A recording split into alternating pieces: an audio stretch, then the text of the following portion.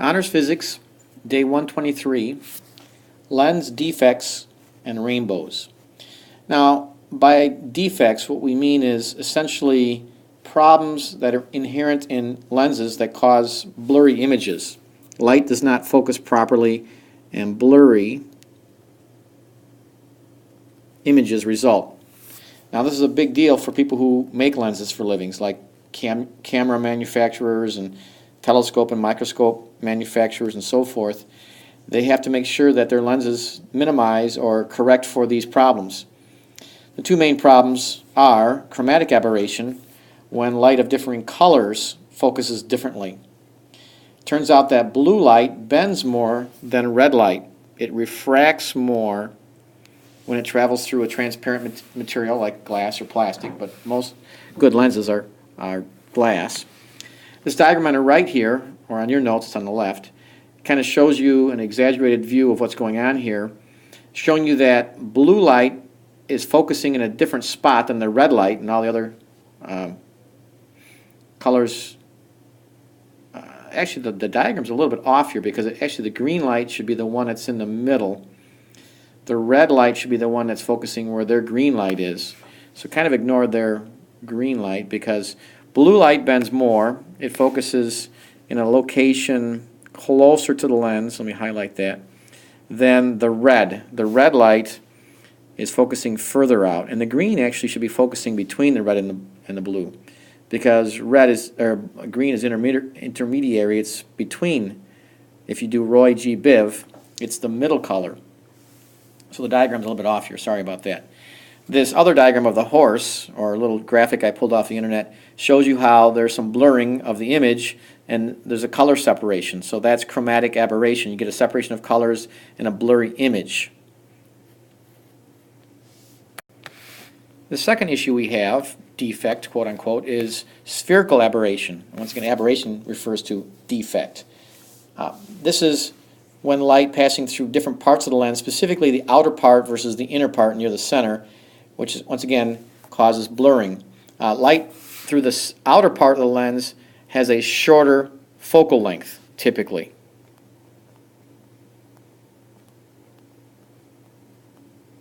And this is irregardless of the color we're using. Now, the two examples I have, I'm going to start with the bottom diagram in this picture. It shows you, and once again, it doesn't matter what the color is. I'm going to use black as my highlight here. So the light's coming in. That light, not too bad there, as best I can do. Those two rays of light coming in, they bend and they focus at a spot right around there.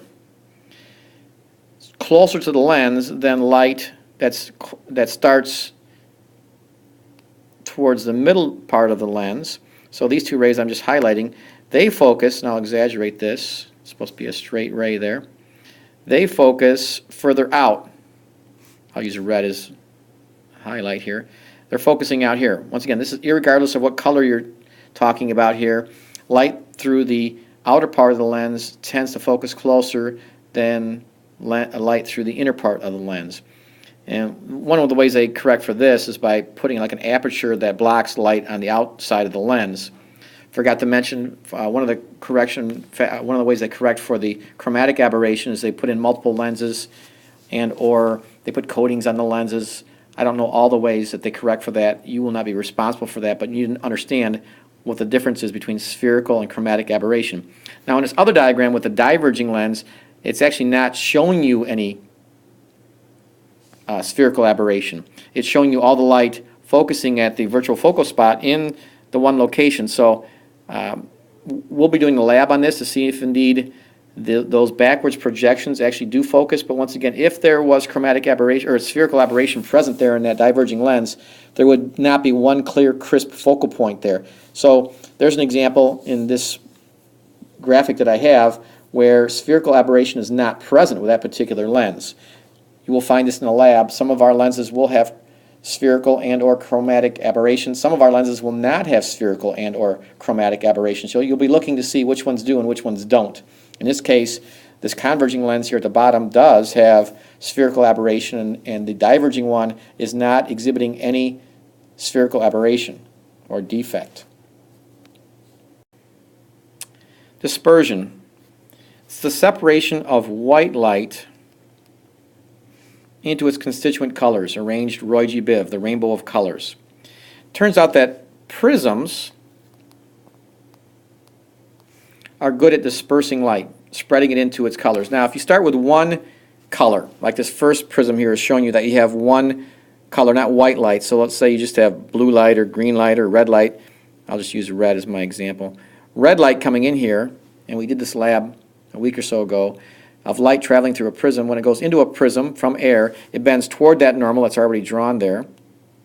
And when it comes out the prism, it bends away from the normal. So you wouldn't see any dispersion if you had just one color of light. It just goes through and bends according to that pattern right there, following the rules, Snell's law of refraction. Now, without drawing the normals this time, if you had white light coming in, that's supposed to be white light coming in, what happens is that blue light, and violet even more so, bends at a greater angle than red. It slows down more than red. It interacts more with the molecules in the glass, so to speak, or whatever your prism is made of.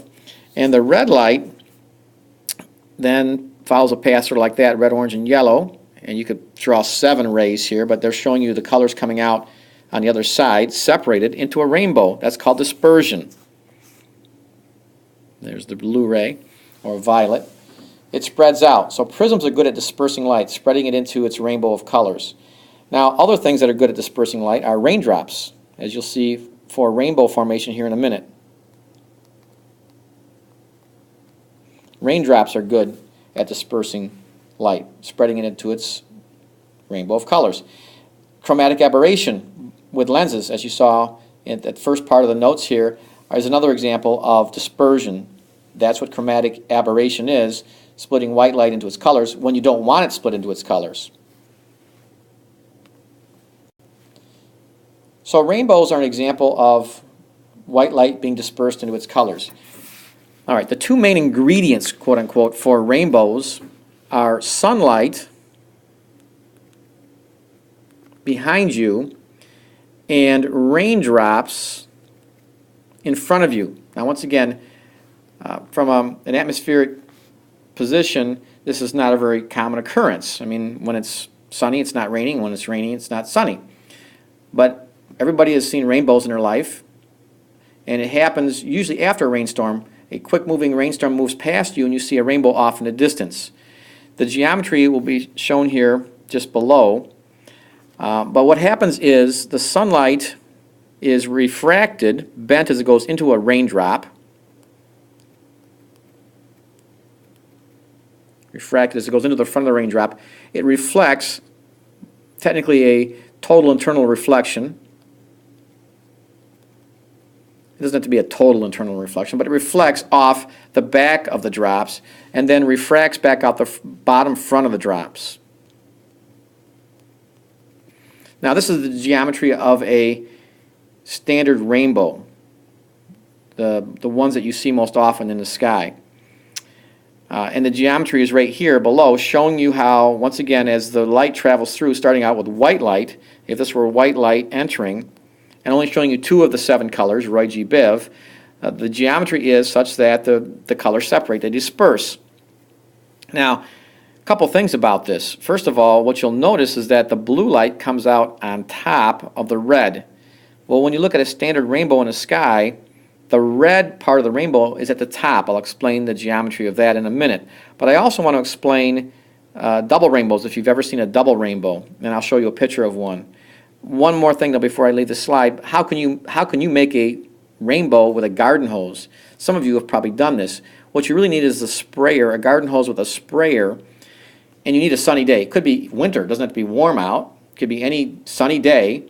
If you get a garden hose and you have the sun behind you, directly behind you, and then you spray in front of you, directly opposite the sun, the garden hose in spray mode, and you can make a rainbow right in front of you. It can be a full circle if you have a good sprayer that sprays water straight away from you. Sometimes you'll even see this by waterfalls if you have the right geometry. The same thing is happening as long as you get the sun behind you and the rainbow in front of you.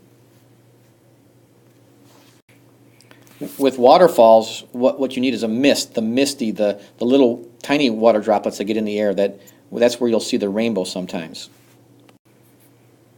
This bottom diagram here, graphic, shows you the geometry of a double rainbow. When you get a double rainbow, this is the geometry of the second rainbow, this bottom diagram, where sunlight goes into the bottom of the raindrop, refracts in the bottom, does a double reflection off the back, and then comes out the top. And what happens is the reverse order is true now. The red comes out on top, and the blue comes out on bottom. Because there's more going on here, these rainbows, if they occur at all, are much fainter than the primary rainbow.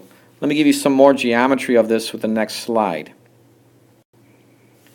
Sorry, this is a little fuzzy, but let's go through this. What has to happen is you need a lot of raindrops in the sky, not just one or two or three. You need hundreds of thousands, maybe millions of raindrops in the sky with sunlight coming over your head. And this diagram here shows you a person on the ground. Let me see if I can move this up a little bit. So there we go. Now what happens is the sun is behind you. These bottom two drops, let me circle this. This right here is giving you the geometry of a standard rainbow, where you have light coming from the top of the rainbow being red going into your eyes, because the red comes out the bottom of the raindrop lower, at a lower angle than the blue. So in order for you to see red in the sky coming from raindrops into your eye, those raindrops need to be higher in the sky. And the blue ones, because they come out at a higher angle, so to speak, those are lower in the sky for that light to go into your eyes. So you're not seeing the rainbow all from one drop. The lower drops in the sky are giving you the blue.